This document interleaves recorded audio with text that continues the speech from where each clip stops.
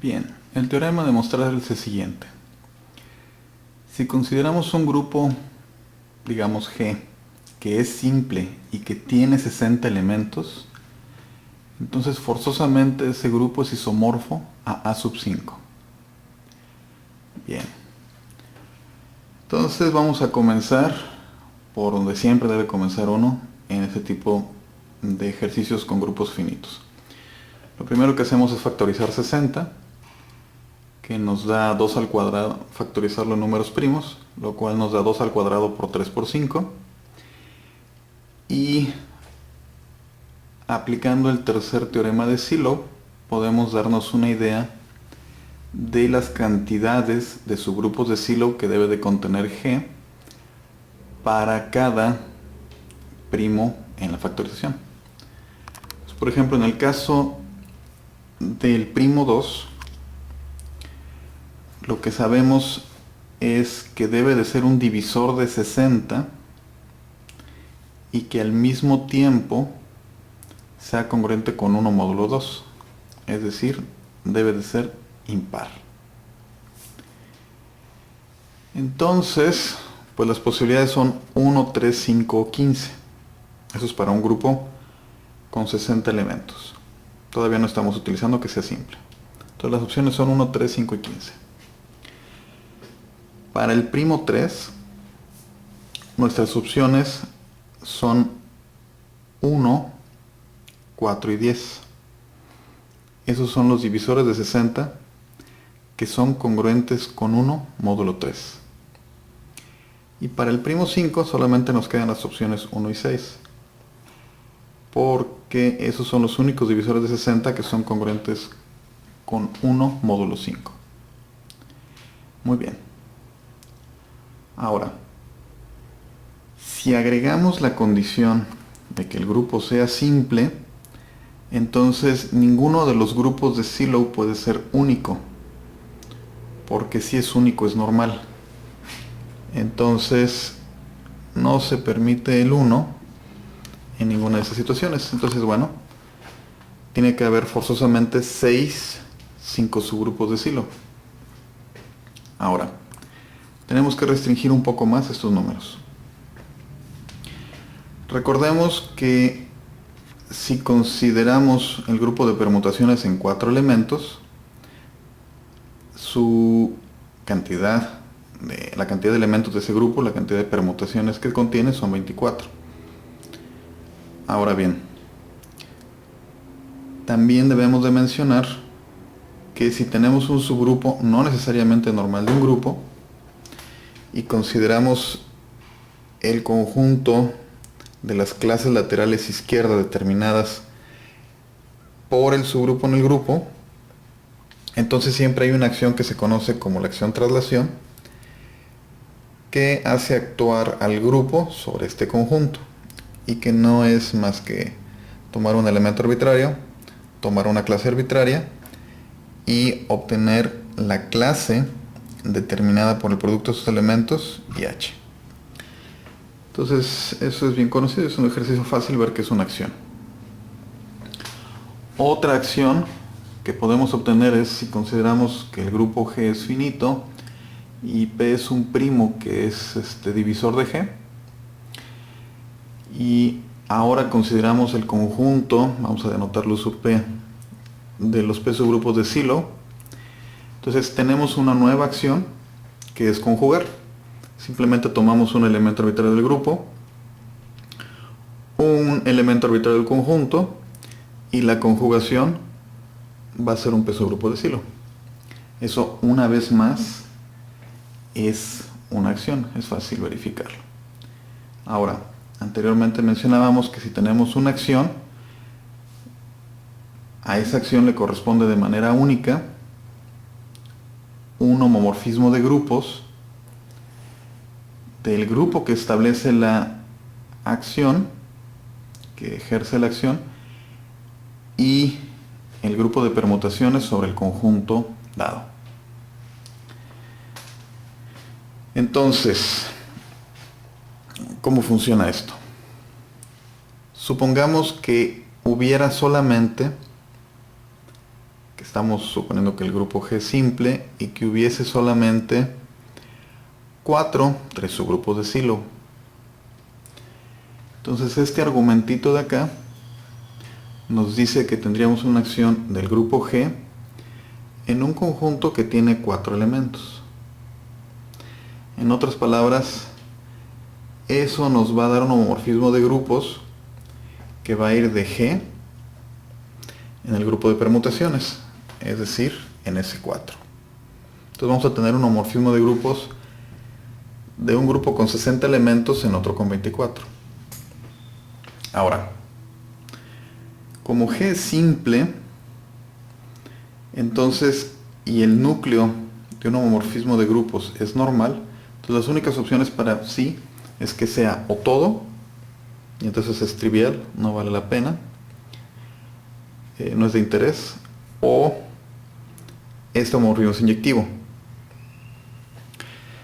Para que psi sea trivial, pues la acción phi tendría que ser trivial también. Todos los elementos se tendrían que quedar fijos. Pero por el segundo teorema de Sylow sabemos que eso no es cierto. Si tomamos un Sylow arbitrario, un 3 subgrupo de Sylow arbitrario, y consideramos algún otro subgrupo de 3 subgrupos de Sylow arbitrario, entonces existe G de tal manera de que esta conjugación es Q. Entonces la acción phi no es trivial, luego el homomorfismo psi no es trivial, luego psi tendría que ser inyectiva, y no es posible inyectar un grupo de 60 elementos en otro de 24. Entonces no nos es posible que haya 3 subgrupos de Sylow. Por el mismo argumento podemos eliminar, por el mismo argumento, pero aplicando esta acción, todavía vamos bien. Con el mismo argumento aplicando esta acción, pero en los 2 subgrupos de Sylow, también podemos cancelar este. Entonces, ahora sabemos que hay 5 subgrupos de Sylow y que a fuerzas hay 3 subgrupos de Sylow. Bueno, como las intersecciones entre grupos de tamaño primo o son todo o son el neutro, entonces forzosamente hay 24 elementos de orden 5 en el grupo G y forzosamente hay 20 elementos de orden 3 en ese grupo. Muy bien. Entonces ya lo único que nos queda por analizar es qué ocurre con las opciones que quedan para los 2 subgrupos de Sylow. Entonces vamos a empezar por suponer que hubiese 5. Bien. Si hay 5, entonces volvemos a repetir este argumento y lo que obtenemos va a ser un homomorfismo de grupos que va a ir de G en el grupo de permutaciones en 5 elementos. Ahora, dentro del grupo de permutaciones en 5 elementos vive A5 y A5 es normal dentro de ese sub 5. Entonces la intersección de A5 con la imagen de psi es normal en la imagen de psi, ¿no? Esto es parte del segundo teorema de isomorfismo. Muy bien. Como estamos suponiendo que G y por lo tanto psi de G son simples, estamos suponiendo que G es simple y por lo tanto psi de G es simple, entonces solamente hay 2 posibilidades. O esta intersección, esa intersección es todo y entonces A5 es igual a psi G, o la intersección contiene solamente al neutro de S5, es decir, la identidad.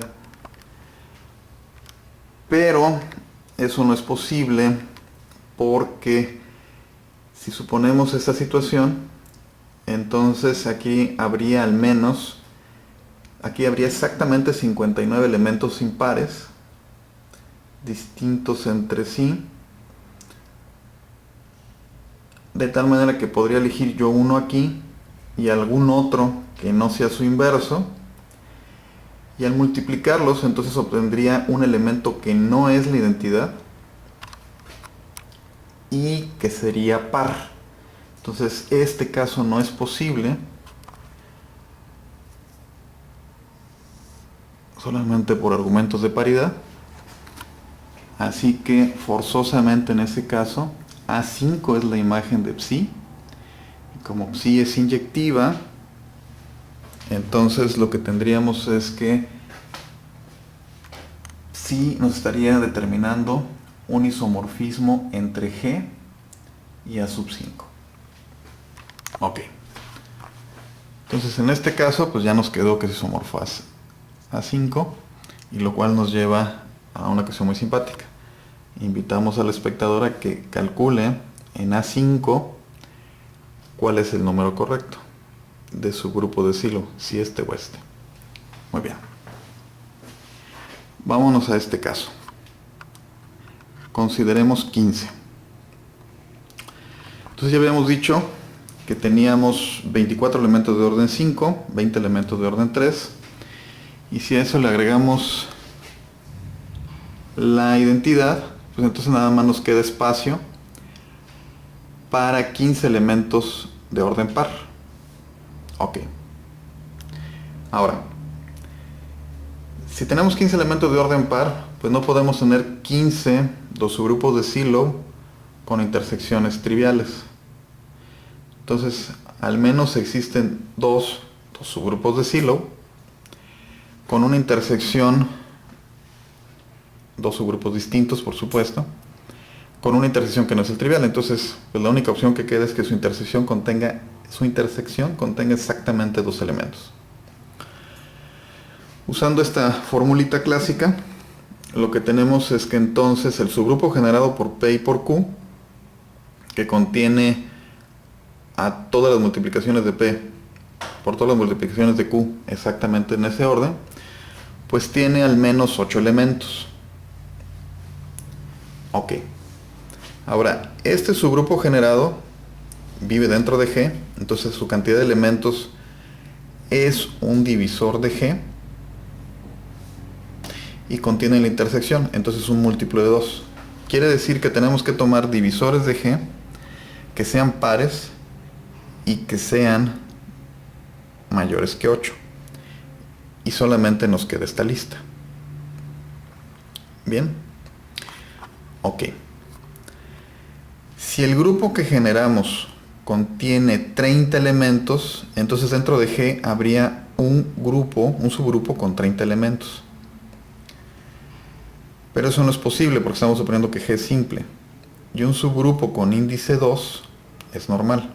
Entonces en este caso, no.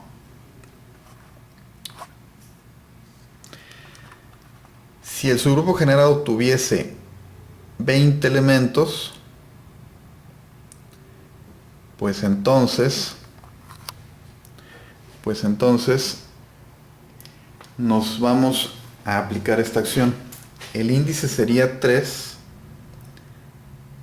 de G en el subgrupo generado por P y Q, y entonces tendríamos una acción no trivial que inyecta a un grupo de 20 elementos en otro de 6. Pues eso tampoco es posible. Se me está olvidando el caso del 10. Este subgrupo tiene que contener a P y a Q. Entonces tiene que ser, no nada más debe ser par, sino debe ser un múltiplo de 4. Entonces tampoco se puede dar este caso. La situación de 60. Si es 60, entonces quiere decir que P y Q... ¡Qué barbaridad! Aquí es coma. Quiere decir que P y Q generan a todo el grupo G. Como el índice de P intersección Q en P es 2, entonces este es normal en P, por la misma razón es normal en Q, y entonces la intersección es normal en el generado por P y Q. Pero entonces eso significaría que hay un grupo de tamaño 2 que es normal en todo G. Y otra vez eso contradice la simplicidad. Entonces eso lo que nos lleva es a que el orden del subgrupo generado por P y Q a fuerzas tiene orden menor a 60. Entonces 60 tampoco es. Entonces a fuerzas el generado por P y Q es un subgrupo con 2 elementos. Bien. Pero entonces ese subgrupo con 12 elementos da origen a 5 cosetos. 60 entre 12 es 5. Ese conjunto de 5 cosetos, vía esta acción traslación, nos va a dar origen a un homomorfismo de grupos de G en S5.